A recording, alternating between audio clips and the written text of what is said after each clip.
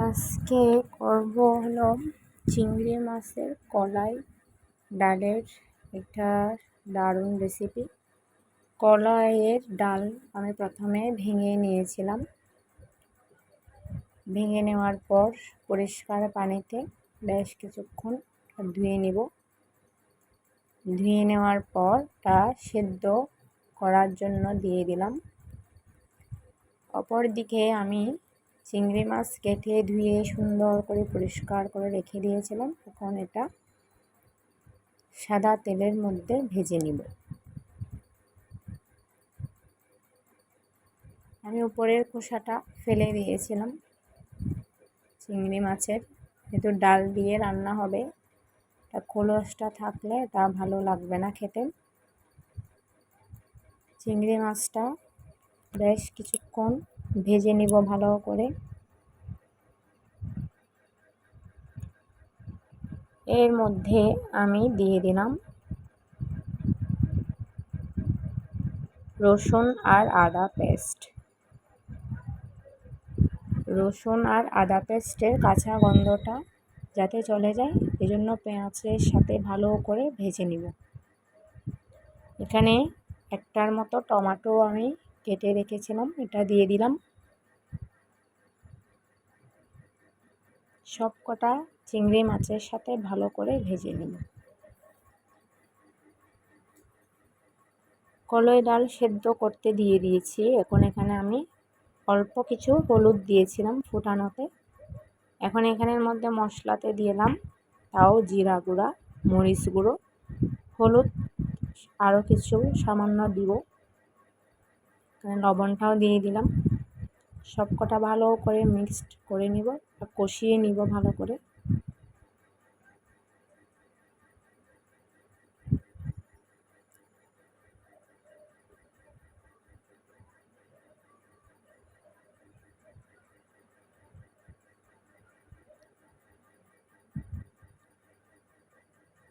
তেল ছেড়ে আসা পর্যন্তটা ভালো করে কষিয়ে নিয়েছিলাম। পরে দিয়ে একটু আরও কিছু এখানে হলুদ অ্যাড করলাম।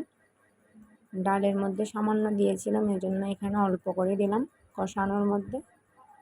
কিন্তু হলুদ বেশি হলে তরকারির স্বাদটাও নষ্ট হয়ে যায়।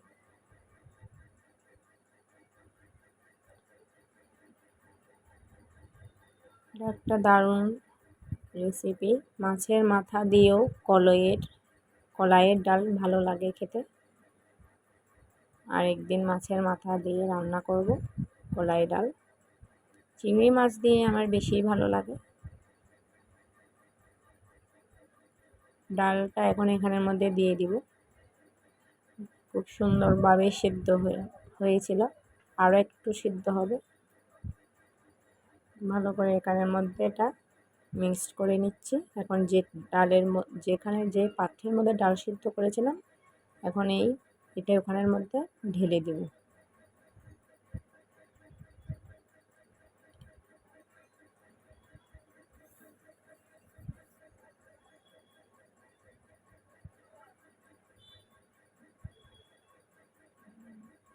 সুন্দর করে এখন এখানে ঢেলে দিলাম।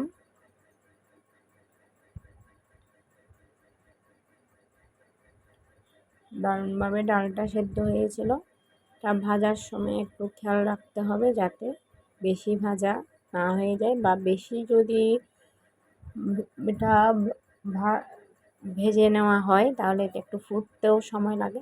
মানে মোটামুটি যাতে বেশিক্ষণ সময় না লাগে ওইটা মাথায় রেখে ডালটা ভেজে নিতে হবে শুরুতেই। পানির পরিমাণটা একটু খেয়াল করে দিতে হবে, যেহেতু নাহলে ডালের চেয়ে যদি পানিটা বেশি হয়ে যায় তা দেখতে সুন্দর হয় না। ডালটা একদম এখন খাওয়ার জন্য রেডি পাত্রে নিয়ে নিলাম, ভাতের সাথে, গরম ভাতের সাথে। রান্নাটা কেমন লাগলো আর আইটেমটা কেমন হলো একটু কমেন্টসে প্লিজ জানাবেন।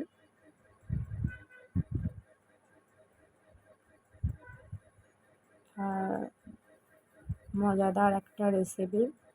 সবাই ভালো থাকবেন, সুস্থ থাকবেন।